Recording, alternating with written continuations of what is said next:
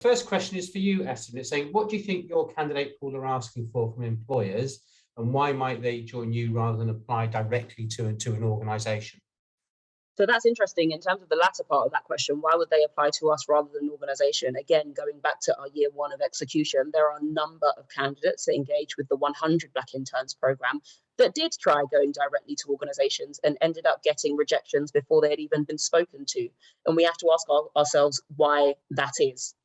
They ended up applying to our programme, and I have one particular candidate in mind who ended up getting 3 interviews under the program, one of them being from a company that had initially rejected her when she tried to apply directly. So, you know, in terms of what incentivizes candidates to apply to us, perhaps it's because the firms that have signed up to our programs have made a decision that they are going to look at diverse candidates, specifically Black candidates, and that they will hire at least one, or whatever the number they've pledged towards the program, under the program. And if you just remind me the first half of the question. It was, what do you think your candidate pool are asking for from employers?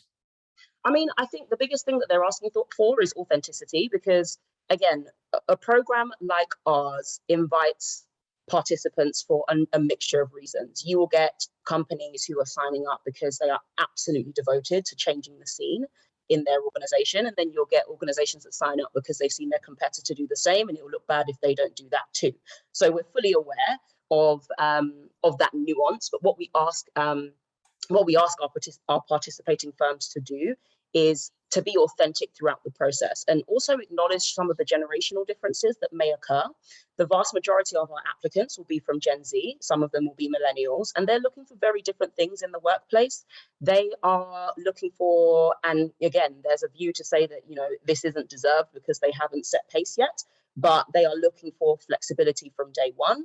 They're looking for work-life balance from day one. They don't want to feel like a slave to their paycheck. And there are certain things culture-wise that firms need to recognize should be changed in order to attract people in the first place. Because if we look at where Gen Z are interested in right now, they all want to be at startups and they all want to be in tech.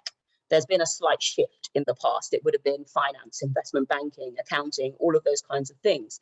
And we know that there are cultural differences between those two buckets of industries.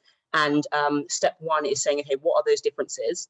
What is it about tech, whether it be the perception of tech or the reality of tech, or the perception of startups or the reality of startups, that seems to be attracting this younger audience? And it's the perceived flexibility, it's the younger workforce, it's the innovation, the room to grow.